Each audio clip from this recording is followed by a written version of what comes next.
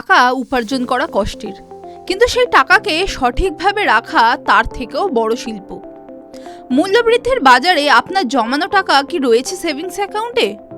যদি ফিক্সড ডিপোজিটের কথা ভাবেন তবে বিনিয়োগের আগে থামুন। একটা বড় অঙ্কের ফিক্সড ডিপোজিট করবেন নাকি ছোট ছোট একাধিক?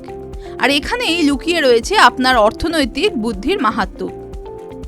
বীমার সুরক্ষা কি আপনার জানা? আপনি কি জানেন ব্যাংকে আপনার জমানো সব টাকা কিন্তু সুরক্ষিত নয়? নিয়ম বলছে ডিআইসিজিসি বীমার আওতায় একটি ব্যাংকে মাত্র 5 লক্ষ টাকা পর্যন্ত আমানত সুরক্ষিত।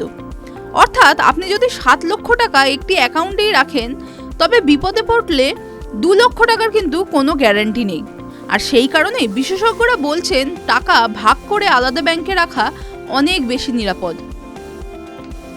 লিকুইডিটির অঙ্ক।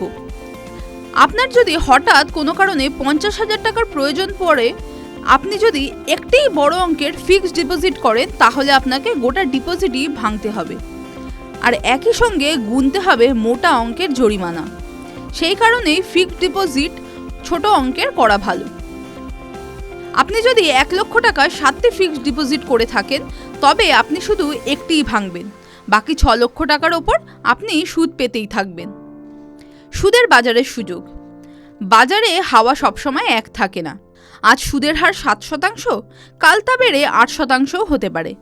বড় ফিক্সড ডিপোজিটে আপনি আটকে পড়লে সমস্যা অনেক, কিন্তু ছোট ছোট বিনিয়োগ থাকলে আপনি সহজেই একটি স্কিম থেকে বেরিয়ে বেশি সুদের নতুন স্কিমে টাকা সরাতে পারবেন। বিশেষজ্ঞরা কি বলেন? বিশেষজ্ঞরা বলেন যদি ঝামেলাহীন বিনিয়োগ চান তবে একটি ফিক্সড ডিপোজিট ভালো, কিন্তু আপনি যদি নমনীয়তা এবং নিরাপত্তা দুটোই চান তবে একটি বিরাট ফিক্সড ডিপোজিট কোনোভাবেই ভালো নয়। টাকা এক জায়গায় না রেখে ছড়িয়ে রাখুন। আগামী ত্রৈমাসিকেই সুদের হার বদলাতে পারে রিজার্ভ ব্যাংক, আর সেই কারণেই লম্বা মেয়াদে সব টাকা এক জায়গায় লক করার আগে অন্তত 2 বার ভাবুন। আপনার কষ্টের অর্জিত টাকা যেন আপনার ইশারাতেই চলে, ব্যাংকের নিয়মে নয়। টিভি9 বাংলা ডিজিটাল।